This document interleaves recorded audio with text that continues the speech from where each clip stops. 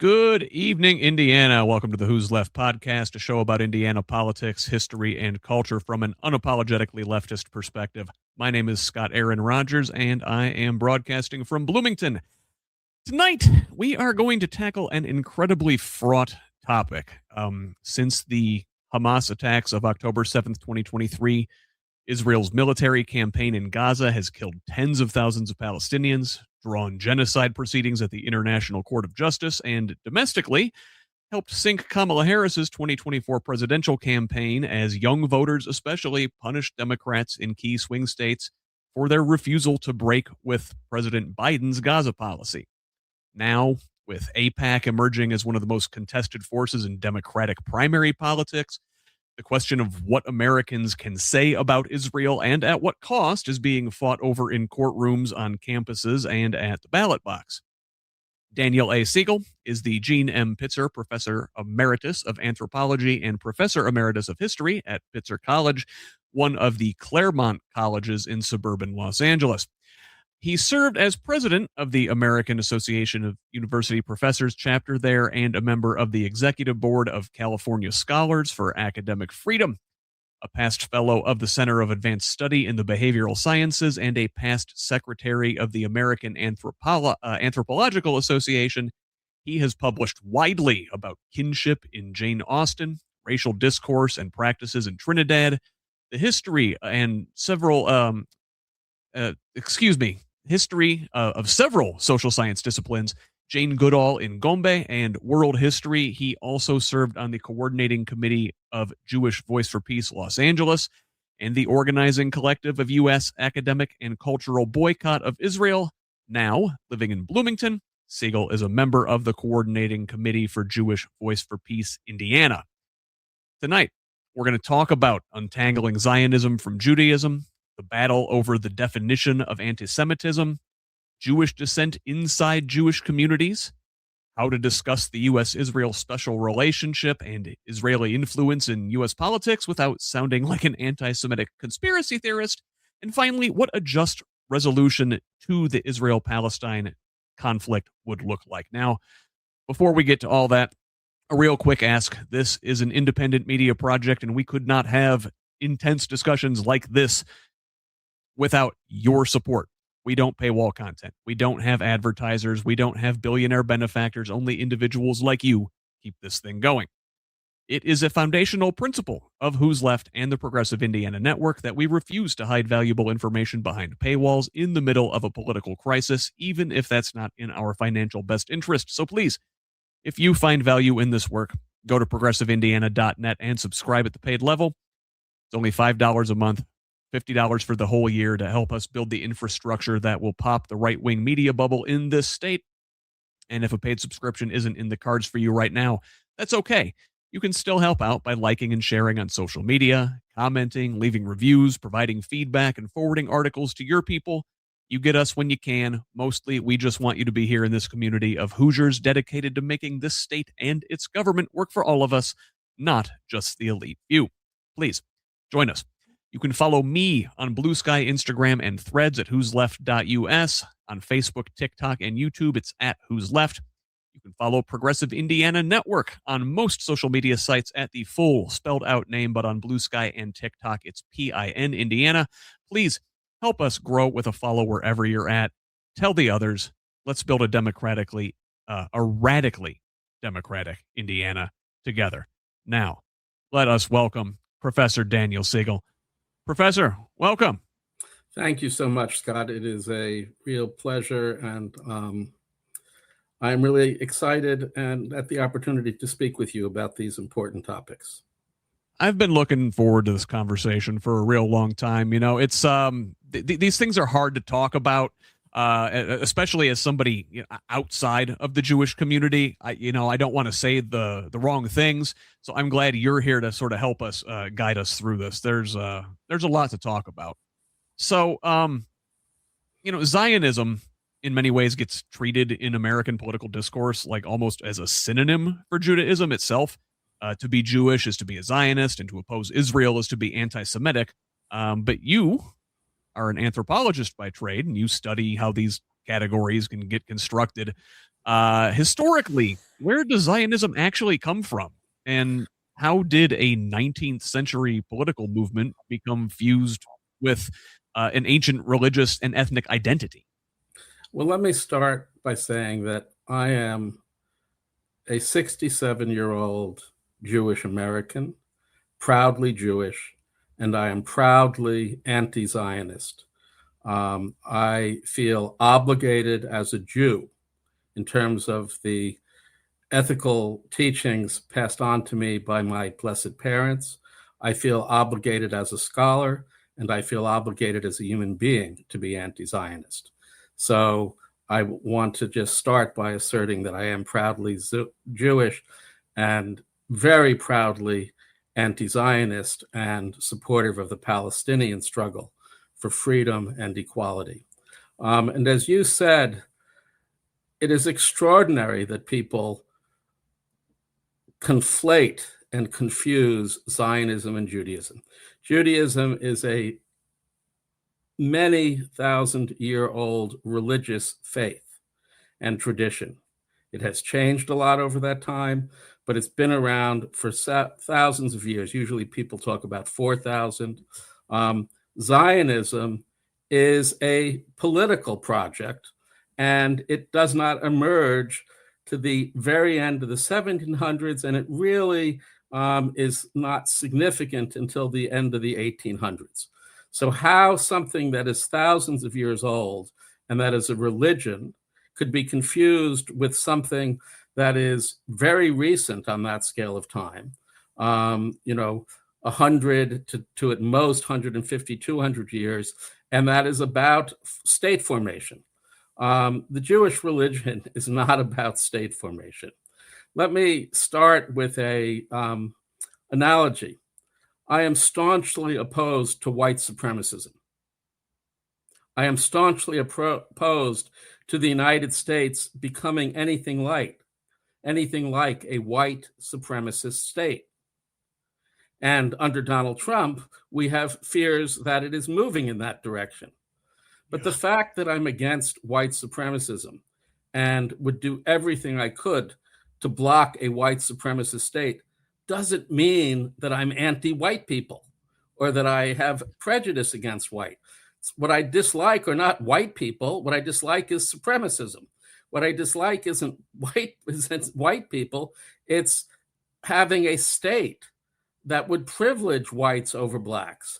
And we have struggled in the United States to end unsuccessfully, but with some steps in that direction, to end white supremacism as a doctrine of the state. We have the Equal Protection Clause, the 14th Amendment, and thanks to the Civil Rights Movement, we eliminated enormous number of laws that treated white people as more than and non-white people as less than.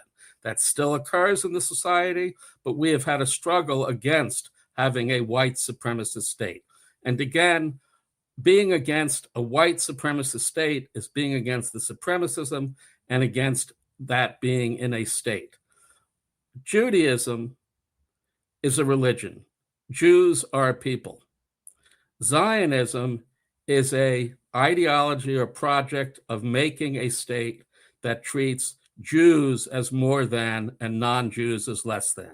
It is a project of treating one ethnic group, the Jews, as superior. It's an ethno-supremacist project.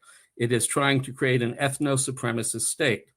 And currently, the Israeli state is a Zionist state. It has enormous number of laws that treat Jews as more than and non-Jews as less than. Now, I want to come back to your question. How did that happen?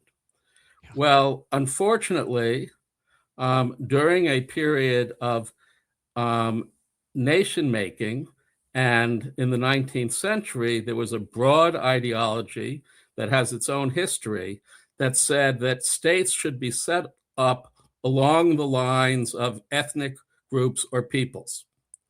And that general philosophy of ethnic or people nationalism was adopted by people who thought they were addressing anti-Semitism.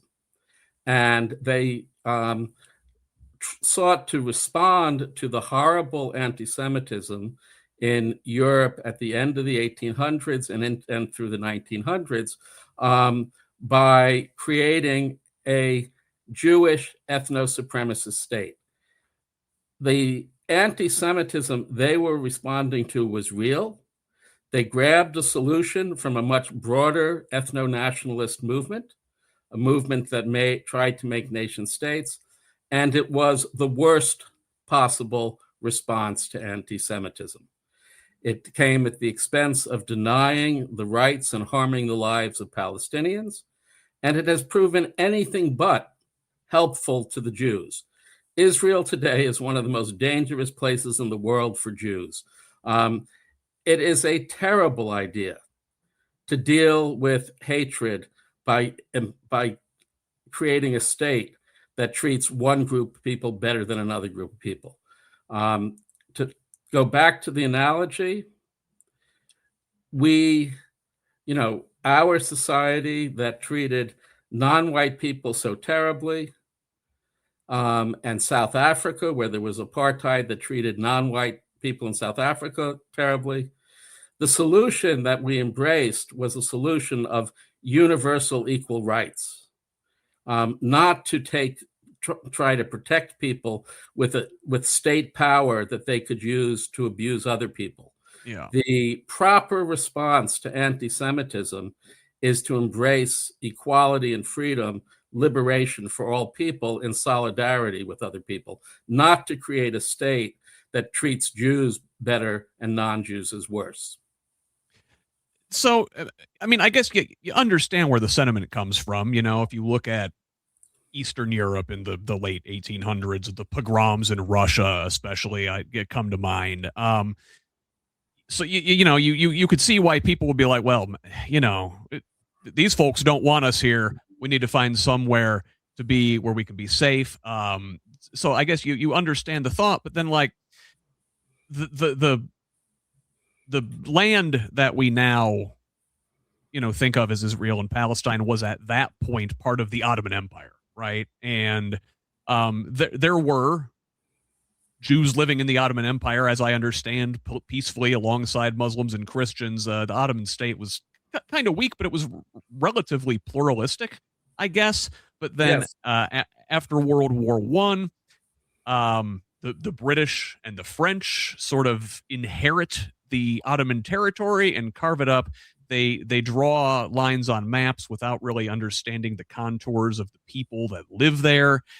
They divide up communities. They put folks that maybe shouldn't live next to each other, and folks that should be together get split up because they're outsiders. And then obviously you get to World War II and the Holocaust and the terrible murder of many millions of Jewish people, and you understand the desire to find somewhere safe.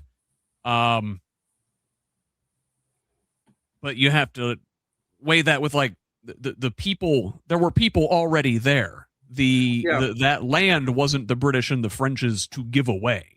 Well, you've covered so much ground. Let me try to go back over some of the important points. Yeah, please. So the general point is, as a Jew, I think anti-Semitism is real, but I don't want, nor can I achieve, protection at the expense of somebody else.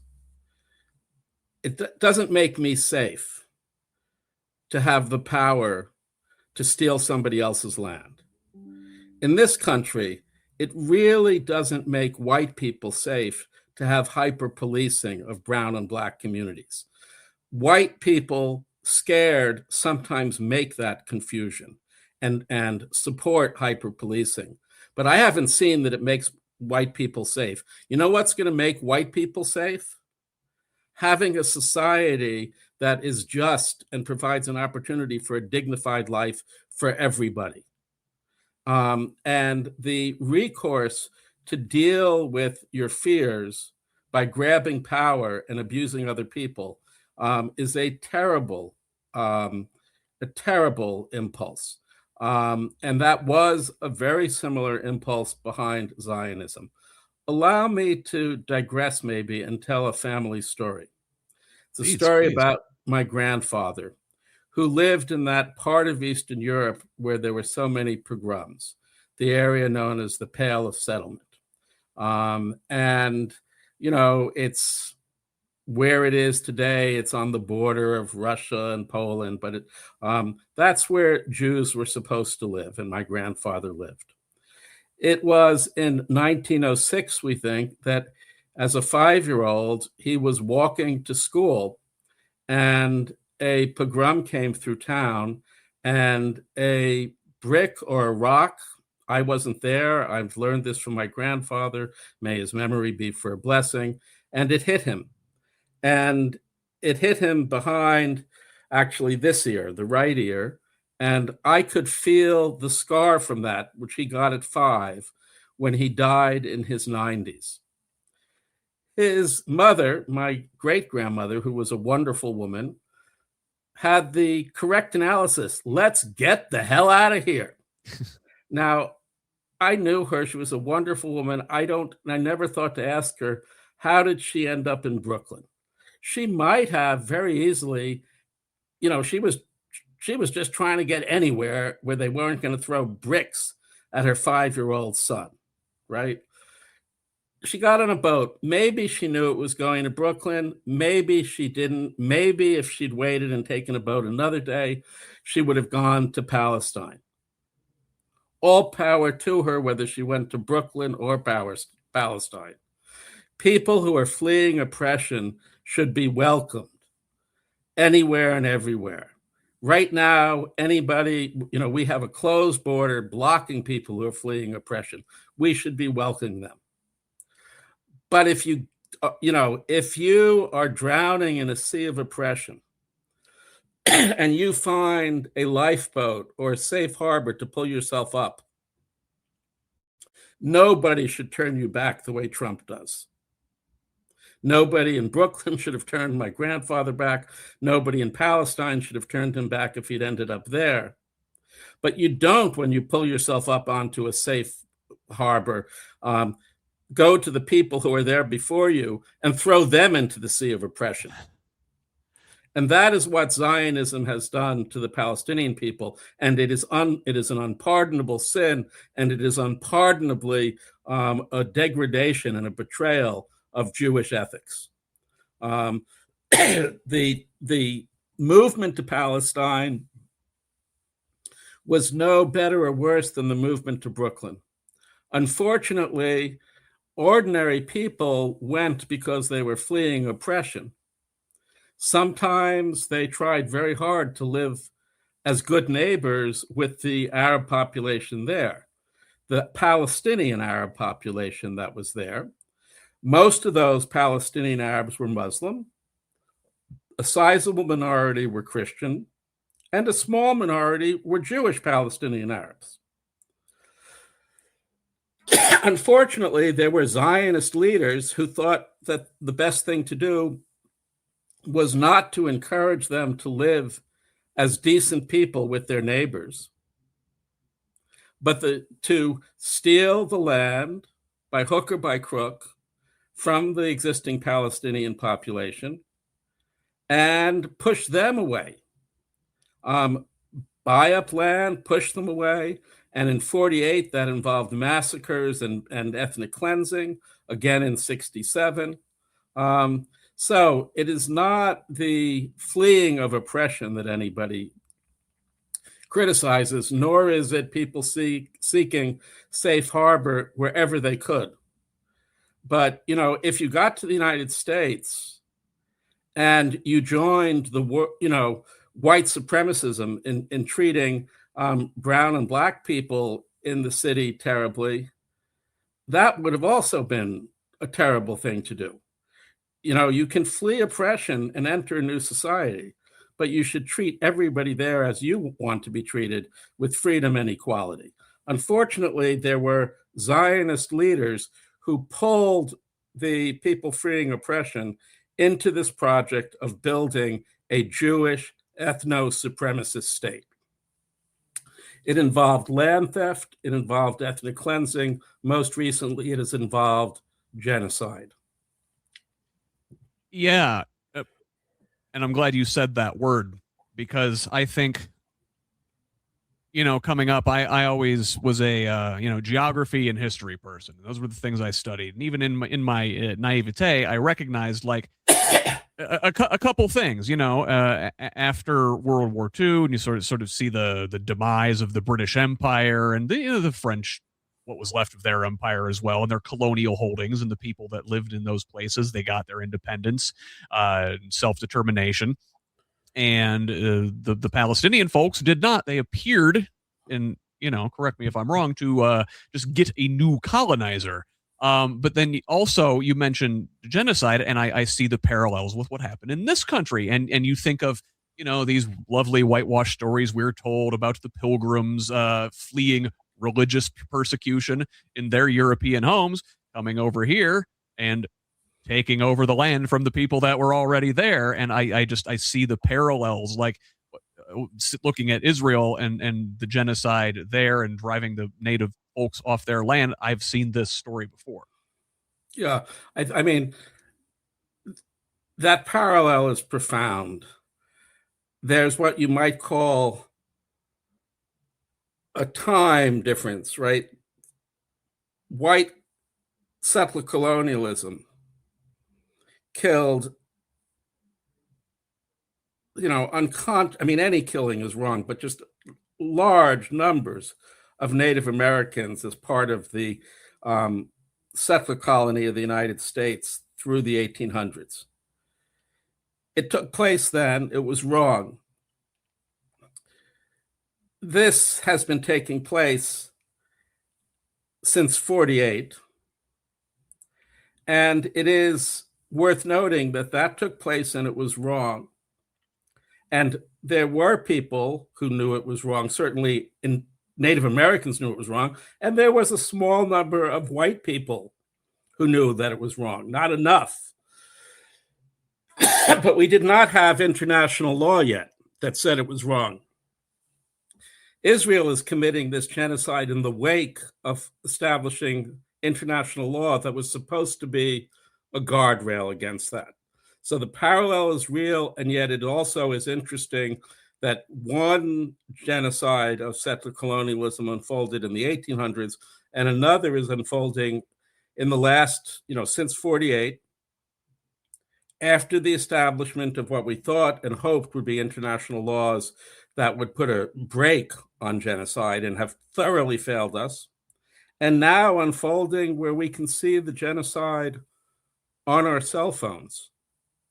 And so the parallels are there, but it matters when in history it takes place. Yeah, certainly. Especially, you would think that we were supposed to have learned these lessons and digested them, and never again was supposed to mean never again for anybody, right? I hear that phrase sometimes. That's exactly the issue. As a Jew, as a human being who believes, both as a Jew and a human being, that every human life is sacred, never again, I was raised by my parents to know that never again meant for everybody. Zionism, which is so corrupting of Judaism, because it is not interested in producing anything like a Jewish state informed by Jewish ethics. It is interested in creating a Jewish ethno-supremacist state. It has created a Jewish ethno-supremacist state. And the lesson it raises people with is never again for us Jews.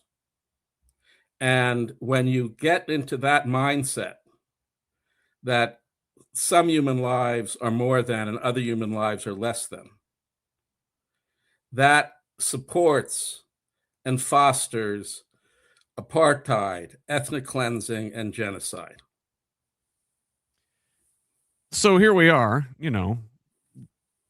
making valid criticisms, what I think are valid criticisms of the behavior of a nation state, right? Just like you were talking about America and white supremacy, and you can criticize the American government without being anti-American, At least I thought we had established that. And, similarly, you should be able to criticize the government of the state of Israel without it being an indictment of an entire people.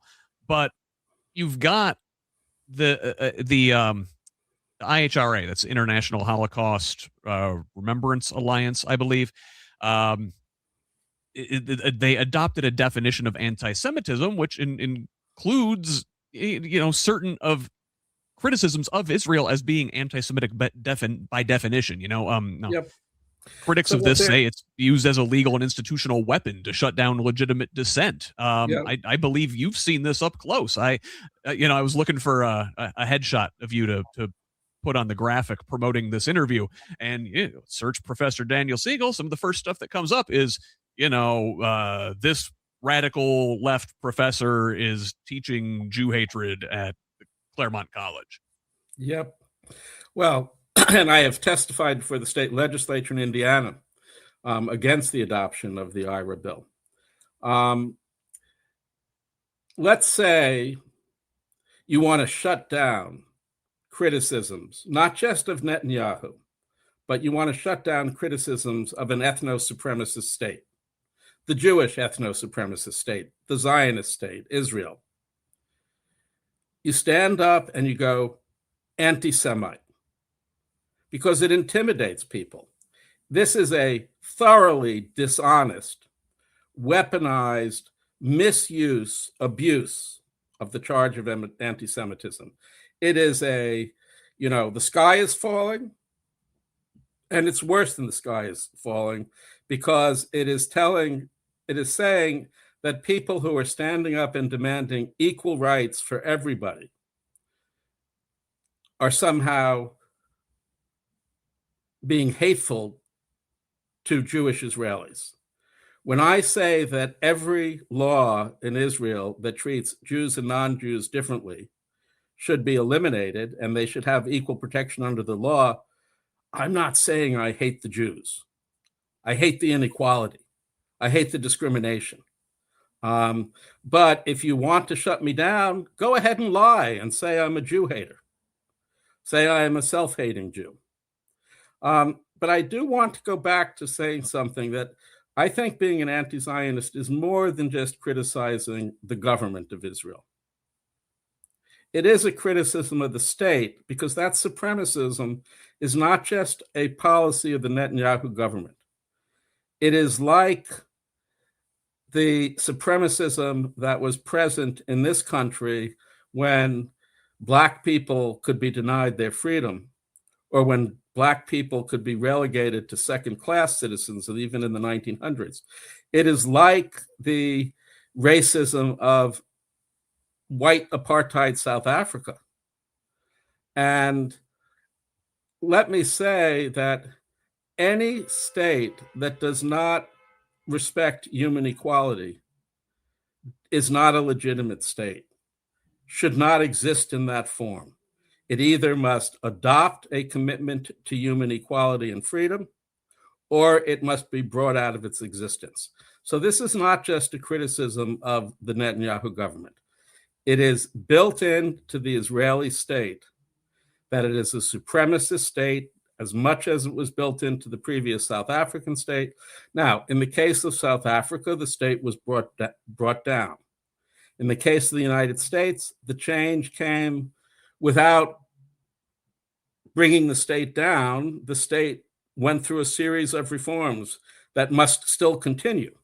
So the way we get there, whether it is by the kind of toppling of the state and replacing it or by reforming it, that's not my focus. My focus is that until the state provides full equality and freedom for everybody under its jurisdiction, it does not have a right to exist. What does not have a right to exist is in any supremacist state. The Jewish supremacist state does not have a right to exist. The Zionist state does not have the right to exist. Israel in its current form does not have the right to exist. It could change, but it must change. It must embrace these radical ideas: equality and freedom. Let me say them again. Equality and freedom. I know it's scary, but equality and freedom without treating Palestinians as exception. And until it does that, whatever state is in that region is an illegitimate state and does not have the right to exist. And I do want to come back to that. I kind of want to close with, what that would look like, but we'll come back there. But right now, there is this very, very much a conflation. I think we talked about it of the Jewish people with the state of Israel. Even just a few years ago, it was President Biden said, and I want to say this is a direct quote. He says, "Where there is no Israel, there is no Jew safe in the world." And the Netanyahu government, especially, like you said, but and you can maybe tell me if this was cultivated over the course of the liberal and conservative Zionist governments alike since 1948, but of cultivating this idea that Jewish identity and the Israeli state are fused. But I guess to counter what President Biden said, if the Israeli state is a bad actor, doesn't that then actually endanger Jews worldwide, whether they're Zionists or not? It does. Israel makes Jews unsafe. And I can talk about domestic policies of Biden's that I supported. He was a significantly pro-labor president. He knew that climate change was real, okay? But on foreign policy, he was an imperialist. And on Israel, he was horrible. I mean, let's go back to that terrible statement. Think about what it's telling us. Without Israel, Jews aren't safe. He's telling us I'm not safe in America. He's telling me that America's commitment to equality and freedom isn't going to make me safe.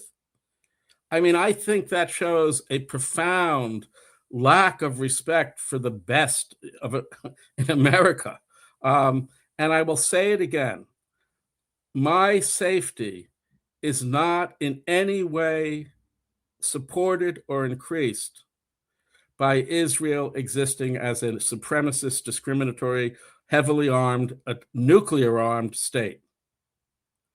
The basis of my safety is it's bound up with our collective liberation.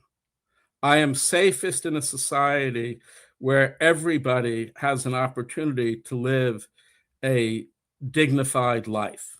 Where in a society where everybody has an opportunity to live a dignified life, where everybody is free, where everybody is equal before the law, and there's an equality of opportunity. I mean, this is why, along with Jewish Voice for Peace, my other political home is the Democratic Socialists of America.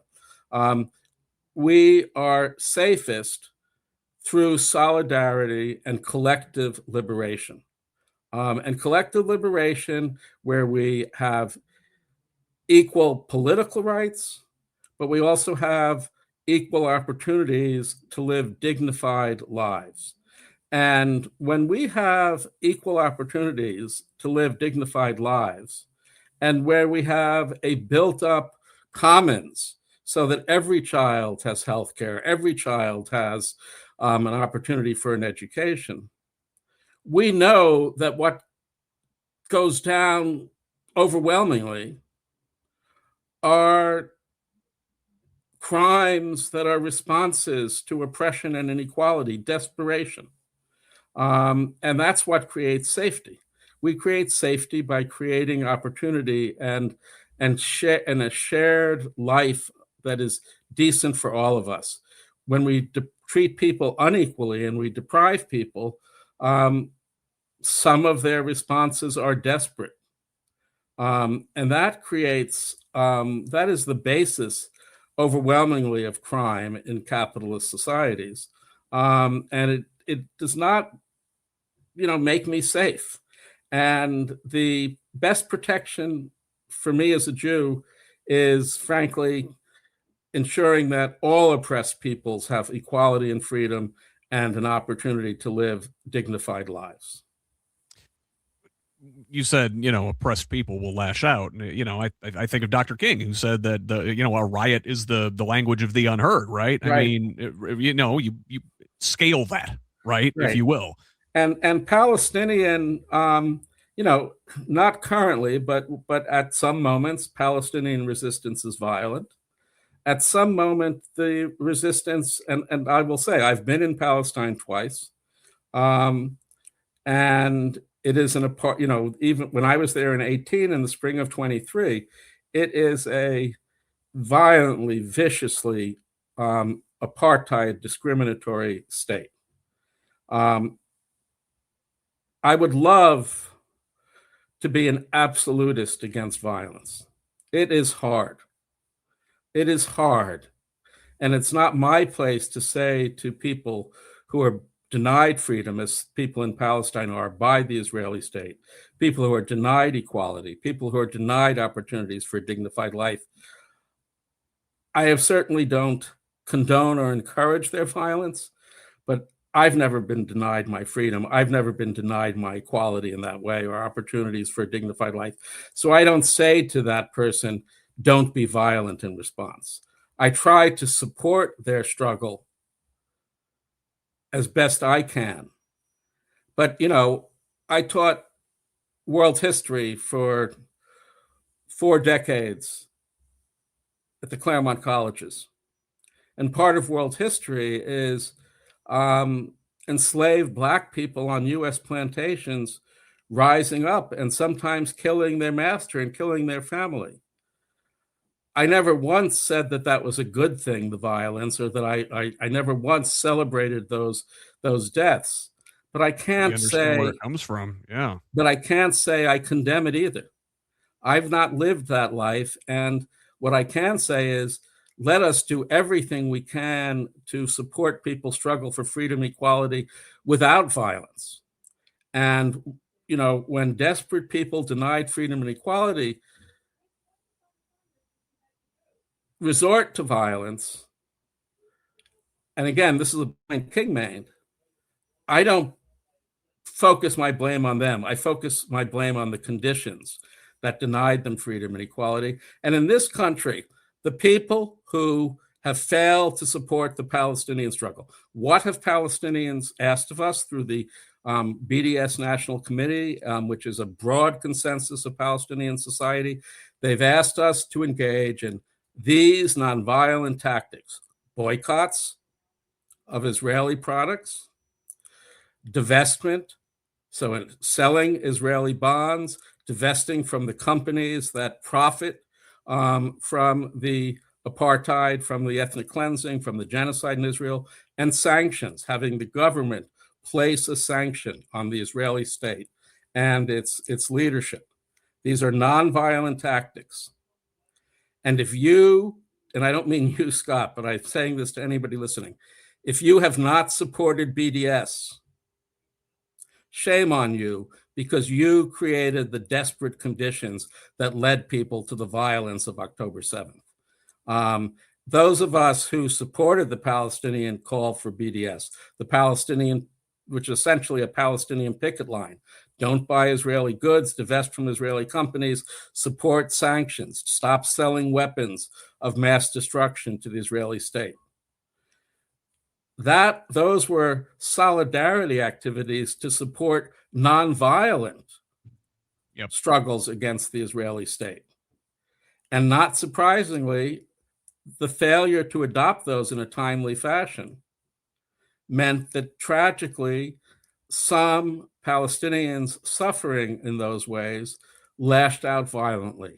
I don't approve of that violence. I don't celebrate it, but I also blame the oppression and blame the people who failed to support nonviolent resistance. You talked about building a actual safe space for people was one where, we have a just and equal society. And that is a way to make oneself safe. And I think other folks would say, well, you keep yourself safe under threat of like nuclear arms. And you mentioned Israel being a nuclear armed country. I believe that's unofficial. To my understanding, they've never really acknowledged that they have a nuclear program, and it's sort of unofficial and was that knowledge and know-how for a nuclear program was obtained through spying, essentially, and on both the U.S. and the Soviet Union at the time.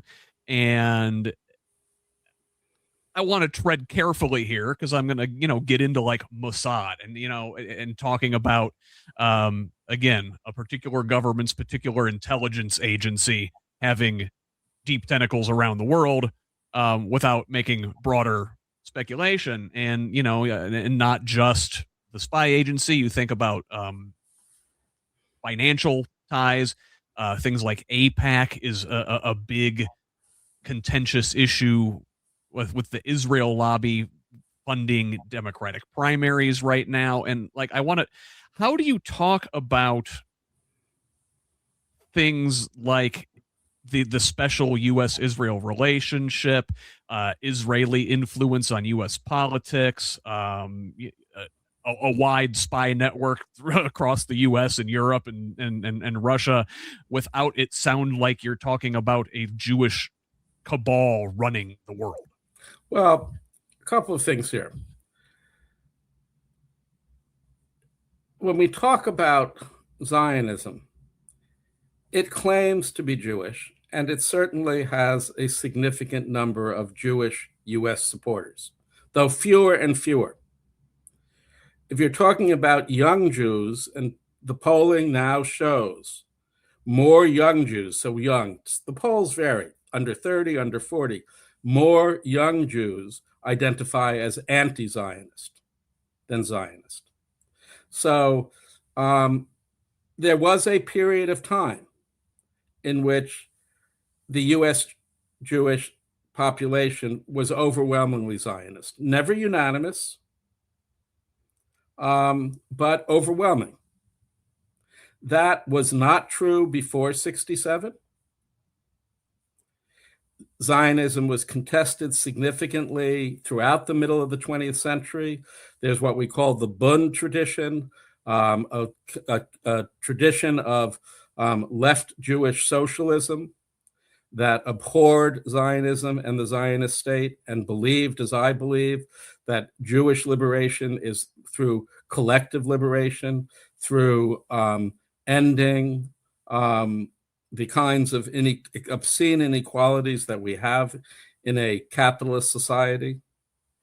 And, there were very important Jewish Bund and Bund-related institutions in the United States, particularly in New York, in the first half of the century and even after the founding of Israel.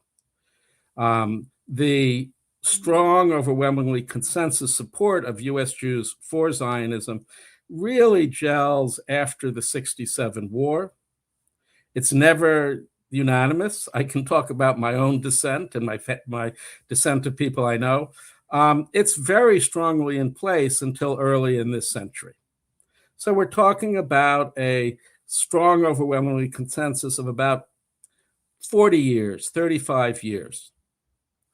In this century, more, and as I know, as somebody who taught at a college, more and more generations of younger Jews said, we are taught as Jews to have a commitment to human equality, that every life is sacred. We're taught as Jews to say we fight against social injustice. We're taught as Jews to say we must oppose genocide.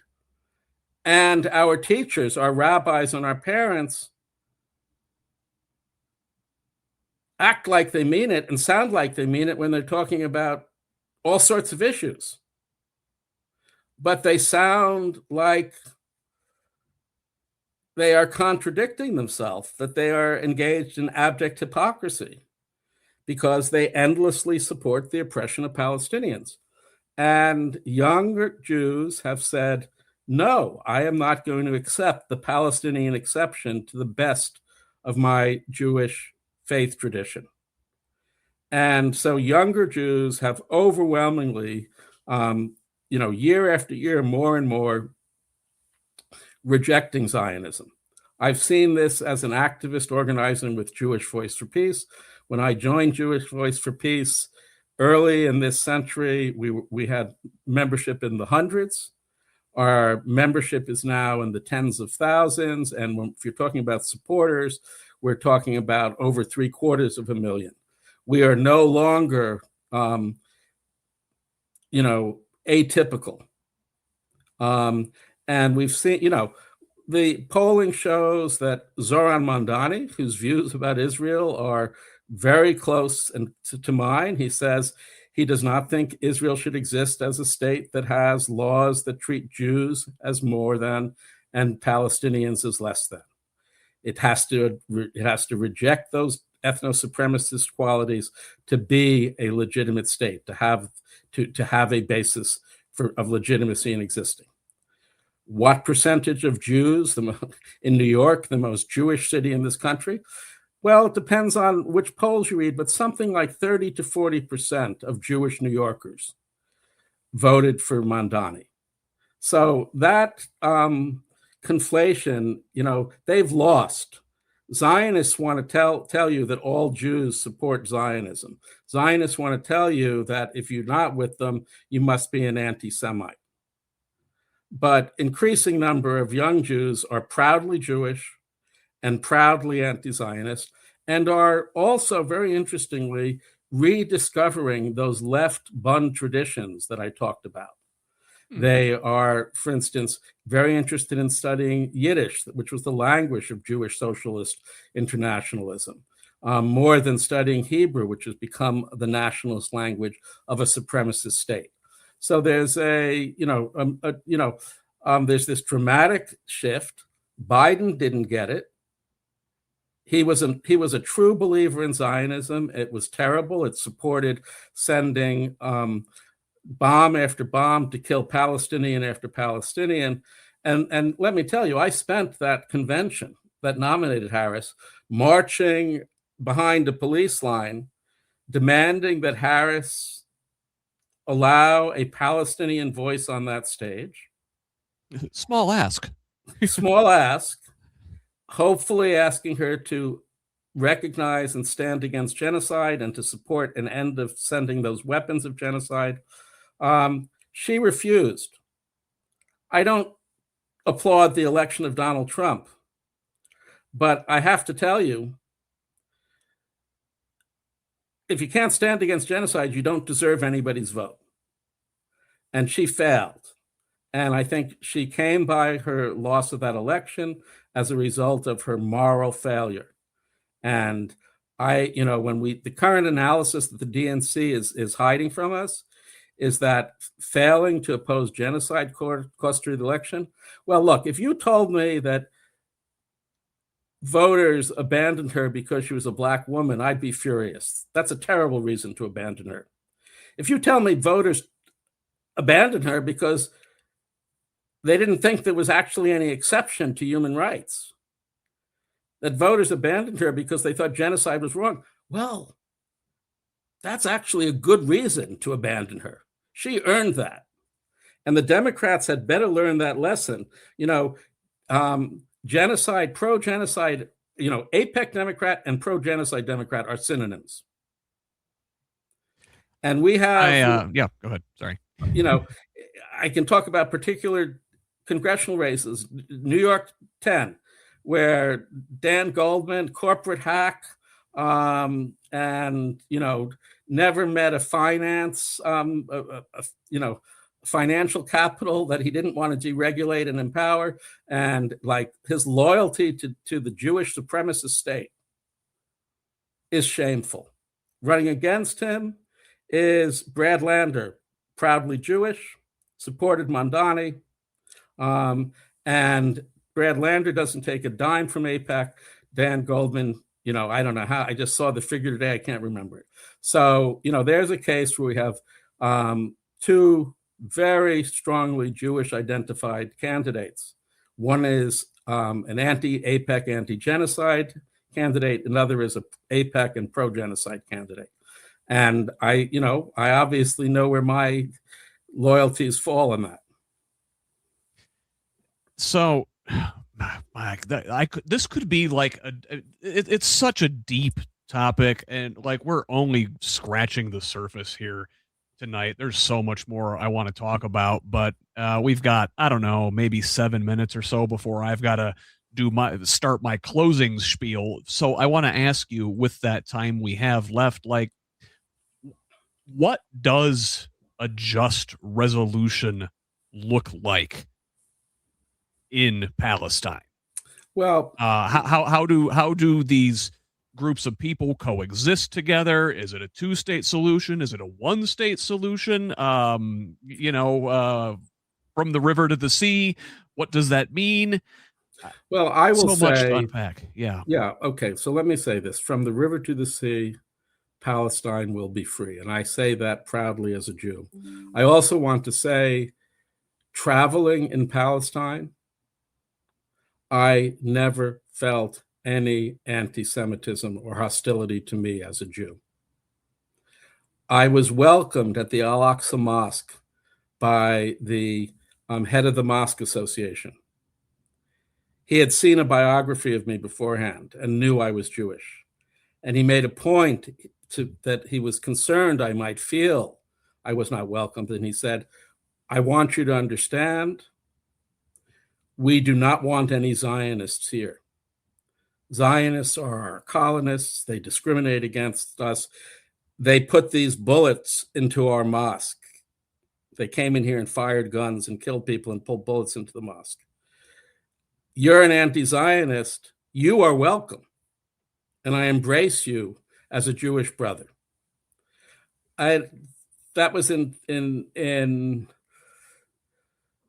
18, I think. Yes, that was in 18 when I was in the West Bank. I went back in the spring of 23.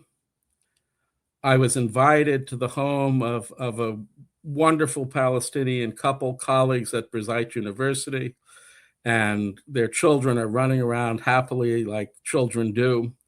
And the parents are talking to me. What do they tell their children about why, when they go through a checkpoint, as they must if they leave the city, guns are pointed at them? And what they said to me is, we never tell our children that this is because the Jews hate us. We never tell our children that this is the fault of the Jews. This is the fault of the Zionists. This is the fault. Zionists are our colonists. And we raise our children to be anti-Zionist, anti-colonialist. Our kids, until they got up and ran away from the table like 5 and 8-year-olds do, they knew that you were here as our Jewish friend, and did they seem scared of you? No, so we've not raised them with anti-Semitism. We've raised them with anti-Zionism. I found greater clarity about that truth, that anti-Zionism is an embrace of radical love and collective liberation, universal human rights, and has nothing in common with anti-Semitism. I found greater clarity about that truth in Palestine and in Palestinian organizations in this country. In Palestine and in Palestinian organizations in this country, I've never experienced anti-Semitism. The conflation comes from Zionists who want to use it to shut down advocacy for freedom and equality. What does a just future look like? It has to be based on human rights first. Freedom and equality, the full menu of human and political rights for Palestinians, including the internationally guaranteed right of war refugees to return to their homes. And when there is freedom and equality, representatives of different communities can sit down and negotiate. If they want one state, that's fine. If they want 2 states, 1.5, 23, 0. I'm here. That's for the people there. It would be colonialist of me to impose a solution. The one thing I can say as a human being, because I think this transcends localities, is a just future has to be based on, I'll say it again, it's really scary, equality and freedom for everybody. And no state that denies people freedom and equality, as the Zionist state does, has a right to exist. Any state that denies people equality and freedom must change or cease to exist. So that's what a just future, it's based on rights. And I also believe if you are worried that there is understandably Palestinian, anger towards Jewish Israelis because of Zionism, nothing will overcome that other than giving Palestinians full equality and full freedom. And I do believe that when you give people full equality and full freedom, that you're inviting them into radical love. You're inviting them into a just peace. It may not happen instantly, but it's the only and best path we have. Professor Segal, thank you so much for this. It's been enlightening to hear from you tonight. And like I said, there's so much more I'd love to ask. I wanted to pick your brain, but for right now, we got to start wrapping up. Where would you recommend folks go to learn more, to enlighten themselves on this incredibly deep topic? Well, I think it's crucial. I appreciate being invited, and I think there's a role for me as a Jewish ally, but I also want people to listen and hear Palestinian voices. In terms of reading, nothing has superseded an essay by Edward Said, the great Palestinian theorist, called Zionism from the Standpoint of Its Victims. I think it's 1971. I can send you the citation. I don't know if you can make that available to people.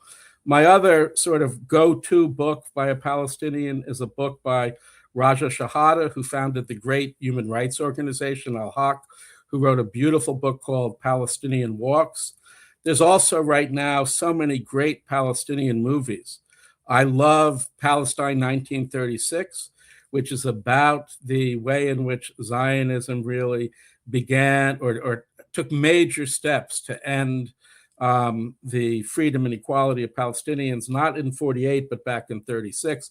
That's by Anne-Marie Jassy, who I happen to have had the privilege of meeting in Palestine, and just a wonderful human being, brilliant film. There's The Voice of Hind. There's, several films out. These are great movies by Palestinian filmmakers. The Voice of Hind is now streamable. At least in indie, Can Films, cinema shows some of these. Listen to Palestinians.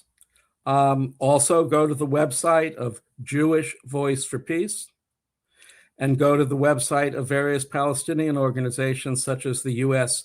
Campaign for Palestinian Rights and the Adala Justice Project. So I think, I always love to get connected to the voices of people who are part of these oppressed societies. And again, Said, Raja Shahada, there's other authors as well, but I will just start with those two who I think are indispensable. Very good stuff. Well, again, thank you so much for being here. I really appreciate it. Would love to have you back and talk about this again sometime. But for now, Daniel Segal, thank you so much for joining the Who's Left podcast tonight. Thank you. It's been a privilege.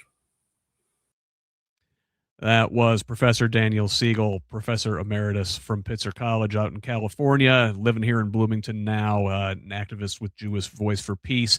Thank you for joining us. We really appreciate it. Come back Sunday. I'll be live at 10:30 a.m. with Who's Left This Week, Indiana's only Sunday morning political news show by and for progressives. Thank you once again for your kind support over at progressiveindiana.net. Could really use a subscription. Could also use a follow on social media at Progressive Indiana Network on Facebook, Instagram, and Threads. Subscribe to our YouTube channel at the same handle. You can also follow us on Blue Sky and TikTok at PIN Indiana. You can find me at Who's Left on most of your social media sites. That's HOOS Left. You can direct message me any of there with feedback, tips, ideas, and concerns, or you can email me directly at scott@whosleft.us. Finally, forward the show to a friend and have them pass it on. Let's keep building this project and a truly democratic state, one conversation at a time. Until the next one, this has been the Who's Left podcast. I'm Scott Aaron Rogers. Love each other, Indiana.